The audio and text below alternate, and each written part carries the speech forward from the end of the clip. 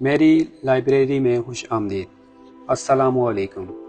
آج میں آپ کو میرے عزیز دوست کی آپ بیتی سنانے جا رہا ہوں جو کہ جاپان میں مقیم ہیں۔ ماں اپنے بیٹے کو پنجابی زبان میں کہہ رہی ہے، پتر کدوں تک دیکھ رکھا کہ بیٹا تم کب آؤ گے۔ اس سے پہلے کہ میں اپنے عزیز دوست راشد لطیف بٹ کی آپ سے آپ بیتی شیئر کروں، آئیے سب مل کے دعا کرتے ہیں۔ آئیے ہم سب اس واقعے کو شیئر کریں اور سب کی دعائیں سمیٹ سکیں۔ آج اتوار چھٹی کا دن تھا، لہٰذا میں اپنے چھوٹے بیٹے کو پارک کھلانے کے لیے جا رہا تھا کہ راستے میں ایک عمارت کو دیکھا جس کو نہایت ہی خوبصورت انداز سے سجایا گیا تھا۔ اگرچہ عمارت دیکھنے میں کوئی سرکاری بلڈنگ لگتی تھی، لیکن بناوٹ اس کی ہسپتال جیسی تھی۔ اس کے ارد گرد والا ماحول نہ سرکاری دفتر والا تھا نہ ہسپتال والا، اور آج نہ کوئی سرکاری دن تھا اور نہ قومی دن، تو پھر اس عمارت کو کیوں سجایا گیا تھا؟ تجسس بڑھا تو اپنے 7 سالہ بیٹے سے پوچھ لیا، بیٹا یہ عمارت کیوں سجائی گئی ہے؟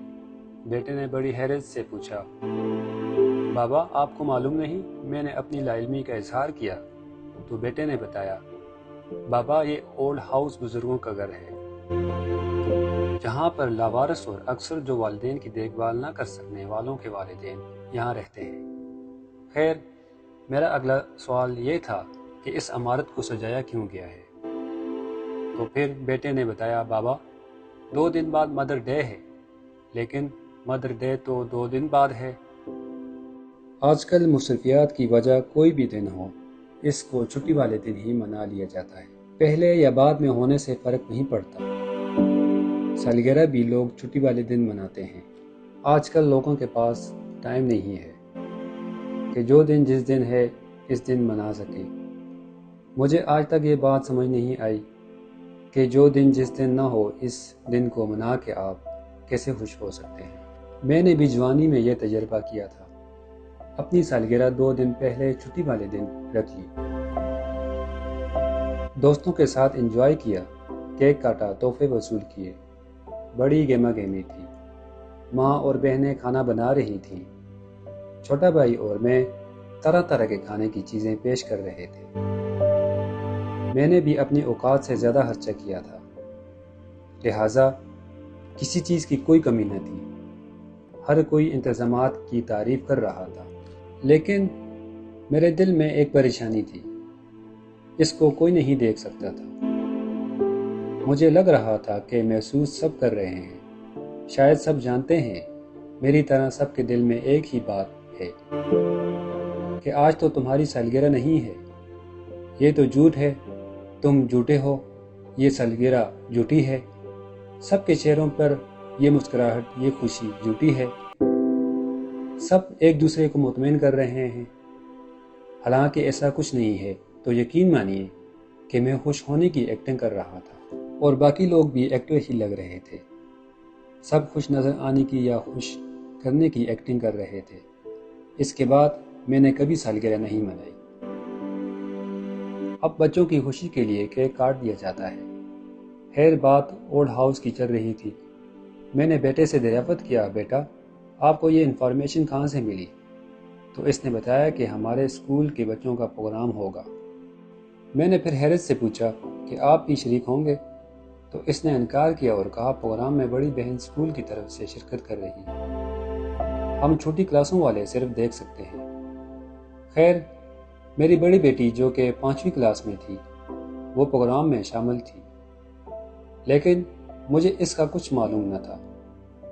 خیر، پارک میں بیٹھا کھیل کود سے فارغ ہو کر گھر آئے تو میں نے بیگم سے معلومات لی تو پتہ چلا کہ اولڈ ہاؤس والی انتظامیہ خاص دنوں کی مناسبت سے پروگرام کرتے ہیں، جس میں مقامی اسکولوں کے بچوں کے پروگرام بھی ترتیب دیے جاتے ہیں تاکہ اولڈ ہاؤس کے مکینوں کو خوش کیا جا سکے، ان کے دکھ درد کو کم کیا جا سکے۔ وہ بچوں کے پروگرام دیکھ کر خوش ہوتے ہیں، اپنے ماضی یا اپنے بچوں کے بچپن یاد کر کے خوش ہوتے ہیں۔ خیر، یہ ایک اچھی روایت ہے۔ دکھ درد اور اولاد کے ہاتھوں ستائے ہوئے لوگوں کے لیے اب میرا تجسس بڑھا۔ تو میں نے بیگم سے کہا، کیا ہم بھی جا سکتے ہیں؟ جواب میں صاف سا انکار تھا، کیونکہ حال اتنا بڑا نہیں ہوتا کہ غیر متعلقہ لوگوں کو بھی مدعو کیا جا سکے، لیکن میں کسی بھی صورت میں جانا چاہتا تھا۔ بیگم میری کسی بھی طرح کی مدد کرنے سے قاصر تھی، لہٰذا مجھے خود ہی کوئی راستہ نکالنا تھا۔ میں نے بیگم سے کہا کہ بچوں کو اسکول چھوڑنے میں خود ہی جاؤں گا۔ اب میرے دماغ میں ایک اور آخری آپشن تھا کہ میں کیمرہ مین بن کر اسکول ٹیچر سے درخواست کروں، لہٰذا میں بچوں کو لے کر وقت مقررہ سے پہلے ہی اسکول پہنچ گیا۔ اتفاق سے اسکول کے گیٹ پر ہی ٹیچر سے ملاقات ہو گئی۔ میں نے اسکول ٹیچر سے ہال میں جانے کی درخواست کی، جو خلاف توقع فوراً ہی قبول ہو گئی، لیکن چند ایک شرائط کے ساتھ کہ میں کسی قسم کی رکاوٹ پیدا نہیں کروں گا اور جہاں بتایا جائے گا ادھر ہی کھڑا رہوں گا۔ اندھے کو کیا چاہیے، 2 آنکھیں میرے لیے اتنا ہی کافی تھا۔ خیر، جب ہال میں داخل ہوا تو ابھی پروگرام شروع ہونے میں وقت تھا۔ مجھے ہال کے پیچھے گیٹ کے پاس کھڑا ہو کر تصویریں بنانے کی اجازت مل گئی۔ انتظامیہ بڑی برق رفتاری سے کام کر رہی تھی۔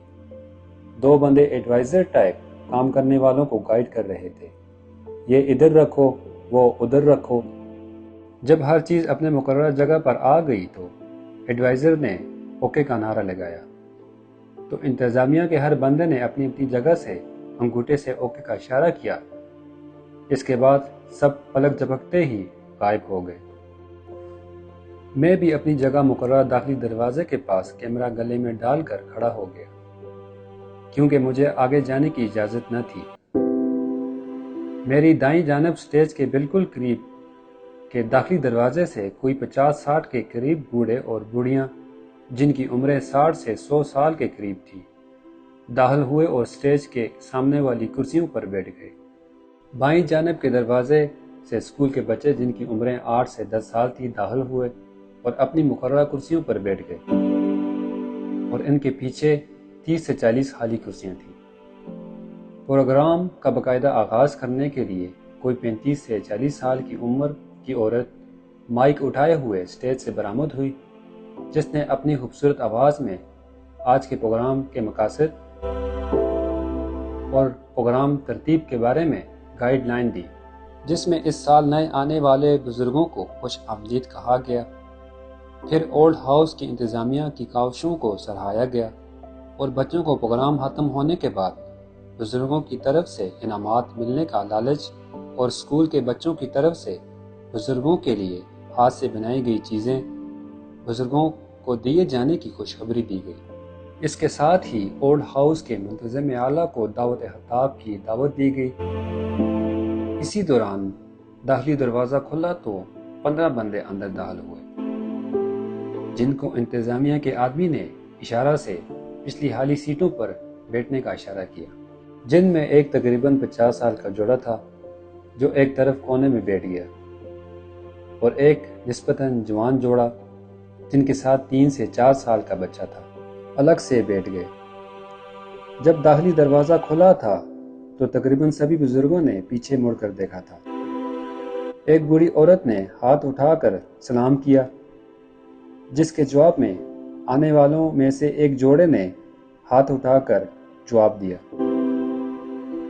جس سے پتہ چلتا تھا یہ اس خاتون کے مہمان یا رشتہ دار یا پھر بچے تھے۔ اس دوران اولڈ ہاؤس کا منتظم اعلیٰ تقریر شروع کر چکا تھا۔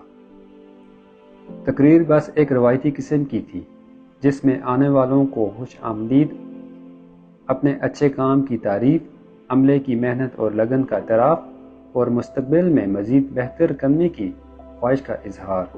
آخرکار وہ وقت بھی آ پہنچا جس کا سب کو بڑی بے چینی سے انتظار تھا۔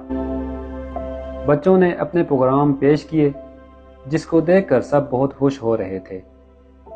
ٹیچروں کی محنت اور کاوش اپنی جگہ، بچوں کی پرفارم کرتے ہوئے چھوٹی چھوٹی غلطیاں، جس کا احساس جب بچے کو ہوتا تو وہ اس کو ٹھیک کرنے کے لیے اوٹ پٹانگ سی حرکت کرتا، اور حال میں ایک زوردار کہکے لگتے۔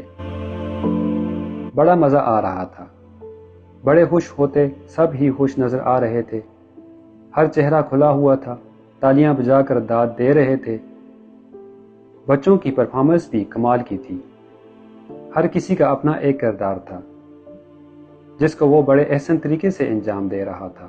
میں داخلی دروازے کے ساتھ کھڑا لطف اندوز ہو رہا تھا اور تصویریں بھی بنا رہا تھا۔ اس ساری گیما گیمی میں نے اور بہت کچھ دیکھا جو شاید کوئی نہیں دیکھ رہا تھا، یا پھر سب ہی دیکھ رہے تھے اور نظر انداز کر رہے تھے، کیونکہ سب جانتے تھے کہ وہ کہاں آئے ہیں اور کیوں آئے ہیں، یہ پروگرام کیوں اور کس لیے کیا جا رہا ہے۔ ہر کوئی بہترین ایکٹر لگ رہا تھا، سب ایکٹنگ کر رہے تھے، خوش نظر آنے کی اور خوش کرنے کی، تاکہ ہمارے سامنے بیٹھے بوڑھے اور بوڑھیاں اپنی دکھ درد اور اولاد کی بے پرواہی کو کچھ دیر کے لیے بھول جائیں۔ وہ ہلکی سی آہٹ پر پیچھے موڑ موڑ کر دیکھنا چھوڑ دیں، جس آہٹ سے ان کے چہرے چمک اٹھتے تھے۔ ریڑھ کی ہڈی میں ایک سنسناہٹ دوڑ جاتی تھی۔ داخلی دروازے پر اٹھنے والی نظریں اپنوں کو تلاش کرتی، شاید ان سے بھی کوئی ملنے آیا ہو، جن کا کوئی اپنا بیٹا یا بیٹی یا پھر کوئی رشتہ دار ہوتا۔ وہ خوشی سے جھوم اٹھتا، اس کا چہرہ گلاب کی طرح کھل اٹھتا، فوراً اپنے موجود ہونے کا اشارہ کرتا اور پھر اپنے ساتھیوں کی طرف دیکھ دیکھ کر فخر سے آنکھوں ہی آنکھوں میں باتیں کرتا۔ میرے چاہنے والے آ گئے ہیں، مجھ سے ملنے آئے ہیں، آج مدر ڈے ہے نا، ماں سے ملنے آئے ہیں۔ آج مجھے وہ اپنے بارے میں بتائیں گے، میرے پوتے پوتیوں کے بارے میں بتائیں گے، وہ کون سی کلاس میں پڑھتے ہیں، کتنے بڑے ہو گئے ہیں۔ آج کے دن کا میں نے پورا سال انتظار کیا۔ میرے بچے بہت اچھے ہیں، میرے لیے تحفہ بھی لاتے ہیں، کھانے پینے کی چیزیں بھی دیتے ہیں، پوچھتے رہتے ہیں، ماں کچھ چاہیے تو بولو، مسکرا کے کچھ نہیں چاہیے، خوش رہو، بس بہت اچھے ہیں، بہت پیار کرتے ہیں۔ مجھ سے بس ایک لہجہ ذرا سخت رہتا ہے، جوان ہے نا، تھوڑی مجبوری بھی، کہیں ساتھ آئی بہو یہ نہ سمجھ لے بیٹے کے دل میں ماں کی محبت جا گئی تو بڑھیا کو گھر ہی نہ لے جائے، اس لیے مجھ سے بات کرتے ہوئے لہجہ تلخ رکھتا ہے۔ مجھے پتہ ہے وہ مجھ سے بہت پیار کرتا ہے، آخرکار میں نے اس کو جنم دیا ہے، وہ میرا بیٹا ہے، میں تو اس کی آنکھیں اور دل دونوں پڑھ لیتی ہوں۔ بہو بھی بری نہیں ہے، بس اس کی خواہش ہے کہ میرے پوتے اور پوتیاں پڑھ لکھ جائیں، مستقبل میں کچھ بن جائیں۔ اگر میں گھر میں رہوں گی تو ان کی پڑھائی میں فرق آئے گا، میرے پاس تو وہی پرانی دقیانوس باتیں ہیں، آج کل تو زمانہ بدل گیا ہے نا، آگے بڑھنے کے لیے سخت محنت کی ضرورت ہے، تو میں ان کے کس کام کی؟ دیکھنا وہ ایک دن بڑے آدمی بنیں گے۔ جس کا جو بھی ملنے آتا، ان کی آنکھوں میں ایک چمک اور ٹھہرتے آنسو، جن کو وہ نہ چھلک سکتے تھے نہ ہی پی سکتے تھے۔ ہر آنکھ ایک دردناک کہانی بیان کر رہی تھی، جس کو وہ چھپاتے ہیں، جس کو کوئی نہیں جانتا، لیکن پتہ سب کو ہے۔ مجھے پتہ ہے، آپ کو پتہ ہے، پر جاننا نہیں چاہتے۔ میری ماں جب فون پر اپنے پنجابی انداز میں کہتی ہے، پتر کتوں تک ٹک رکھاں، بیٹا کب واپس آؤ گے؟ مجھے پتہ ہوتا ہے وہ کیا کہہ رہی ہیں، کیوں کہہ رہی ہیں، مگر مجھے تو اپنے بچوں کا سوچنا ہے، ان کی ضروریات کا خیال رکھنا ہے۔ سال میں ایک دفعہ ملنے جاتا ہوں تو تحفے بھی لے کر جاتا ہوں، پیسے بھی دیتا ہوں۔ جب وہ میری بات نہیں سمجھتی تو میرا لہجہ تھوڑا تلخ ہو جاتا ہے، لیکن وہ پھر بھی مجھ سے پیار کرتی ہے، میری آواز سننے کو ترستی ہے، مجھ سے ملنے کے لیے تڑپتی، دروازے کی آہٹ پر خوش ہو جاتی۔ پتہ نہیں میری ماں کو میری بات کب سمجھ آئے گی، لیکن کبھی کبھی مجھے بڑی حیرت ہوتی ہے۔ ہمارے والد صاحب بڑے غصے اور دبدبے والے تھے، پورا خاندان بھی ان کے سامنے چپ کر جاتا تھا، کسی کی آواز تک نہ نکلتی تھی۔ ایک ماں تھی جو ان سے بات کر سکتی تھی، والد صاحب سے کوئی کام ہو تو ماں کی سفارش کے بغیر ناممکن ہوتا۔ ماں والد صاحب سے بات منوا لیتی تھی، والد صاحب زیادہ بحث نہ کر پاتے، لیکن وہی ماں والد صاحب کے انتقال کے بعد اتنی کمزور ہو گئی، ہم بچے بھی کوئی بات کہہ دیں برداشت کر جاتی ہے، خاموش ہو جاتی۔ کبھی کبھی تنگ آ کر غصہ دلانے کی کوشش بھی کریں تو غصہ نہیں کرتی، بس اتنا کہتی ہے، اللہ تمہارے بچوں کو سلامت رکھے، تجھے لمبی زندگی دے۔ خیر، جیسے جیسے پروگرام اختتام کی طرف بڑھ رہا تھا، جن کو ملنے والے آئے تھے وہ جلدی سے جلدی اپنوں کو ملنے کے لیے بے چین تھے، اور جن کا کوئی نہ آیا تھا ان کی آنکھیں مرجھا گئی تھیں۔